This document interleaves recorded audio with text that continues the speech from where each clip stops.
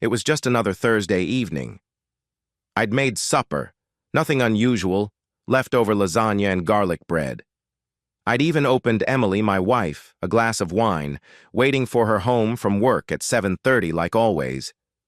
But the clock kept ticking, 8, then 9. No message, no phone call, not even the obligatory working late text. I wasn't particularly concerned. Emily was a marketing girl. Occasionally assignments kept her through late hours, late campaign launch hours in particular. I justified. I tried not to become fixated.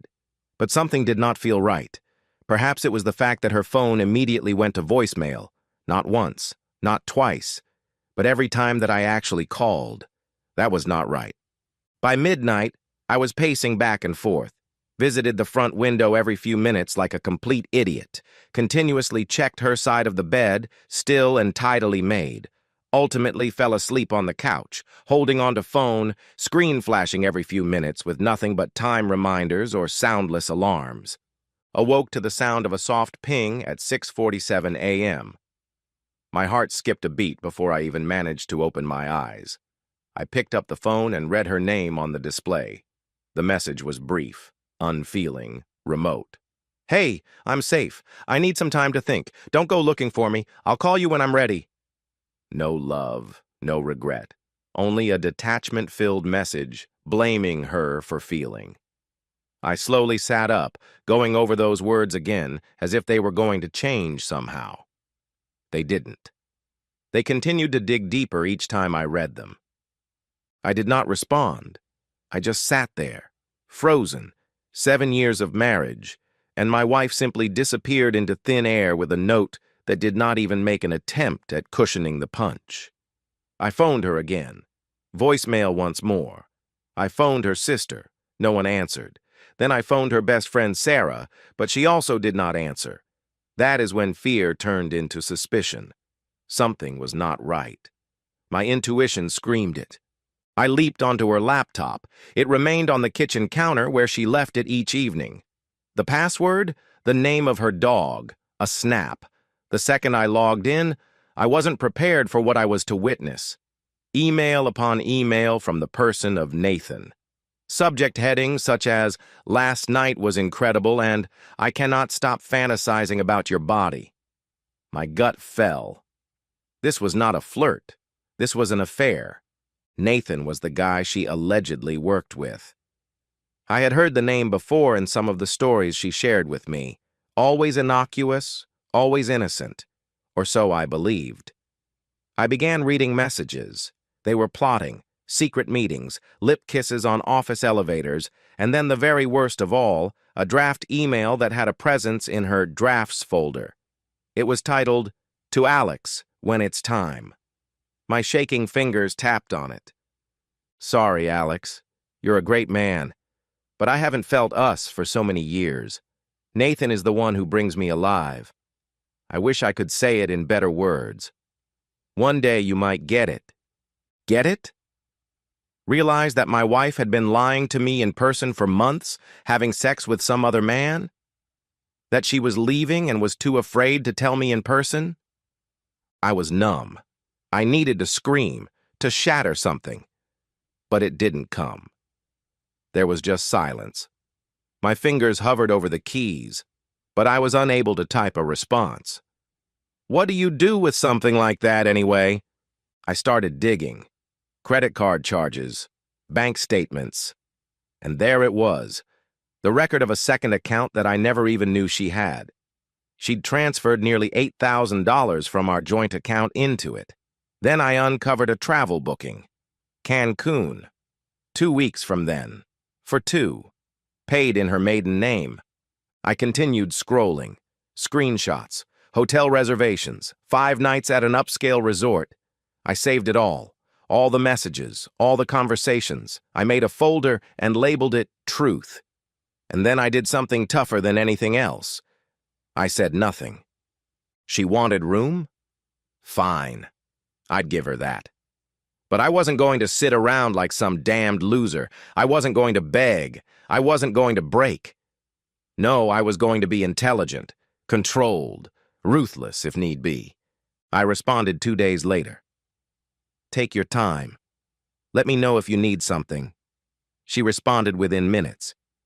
Thank you for being understanding. It's complicated. I never wanted to hurt you. I stood my ground with my voice.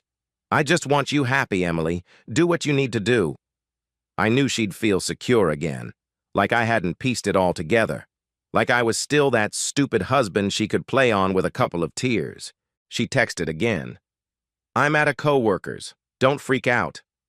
A lie. I'd already heard an Instagram group picture, her waist wrapped in Nathan's arm at a bar. A coworker had tagged both of them. They looked like a couple. Easy, comfortable, shameless. I screenshot the picture. Screenshot number 23. I called a divorce attorney by the name of Amy, a friend of a friend. No nonsense, no bull. I told her the whole story. I took her the proof. If we play our cards right, she said, we can ensure that she doesn't get a dime more than she deserves. I nodded. Do it. We waited. The laws in our state didn't guarantee a slam dunk, but with proof of adultery and a hidden financial trail, she didn't stand a chance. Amy advised me not to confront Emily directly yet. Let her come back. Let her think she's in control. Then we'd strike. 3 weeks later, Emily came home. I heard the lock turning as I read on the couch. She crept in slowly, stealthy as a thief who returns to the scene of the crime. She was exhausted, drained. Hi, she said. I half-heartedly smiled, raising my eyes. Hey! She sat down in front of me at the table and began crying before she could get a word out. I don't even know where to start. I was silent. Let her speak. It wasn't Nathan alone. It was me. I was lost. I was drowning in a world that I did not know anymore. I nodded. I'm sorry that you were lost. She brushed away her tears. He made me feel seen again, wanted, but it was not real. I'm not even sure what I was searching for. I sipped my coffee. You don't need to tell me. I get it. You do? She begged. Yes, I never meant to find out either. She stiffened. What? I stood up, walked over to the table, and opened my laptop. I clicked on the folder. Truth. Swiveled the screen towards her. She was stunned. Her breath was stuck in her throat. You read my emails? She gasped. I glared her straight in the eye. You lied to me. You left me. What did you expect me to do? Sit quietly by and let you have house with somebody else? She remained silent. I continued. I've already filed. You'll be hearing from my lawyer real soon. You've got 3 days to pack your belongings. She started crying harder. Alex, please. I did something bad. I know I did, but it was an accident. I didn't know what I was doing. I wasn't in my right mind. No, Emily. You were in your right mind. You thought about it. You bought the tickets. You opened up a secret account.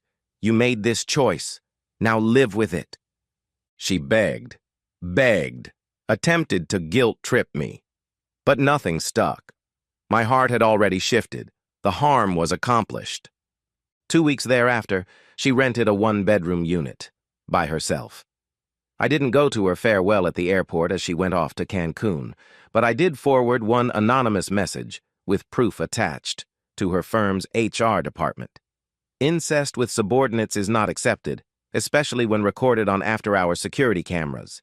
She got fired. Nathan? Turns out he was married too. Wife sued for divorce. Took their children. Last I heard, he was couch surfing at a friend's house, looking for another job in marketing. No such luck. Emily texted me one last time, just 6 words. Why did you do this? I responded with 5. I didn't. You did this. It's been more than a year at this point. I painted the house. I got a dog. I began jogging in the mornings. I even went on a couple of dates, nothing serious yet, but enjoyable in ways my marriage had not been in years.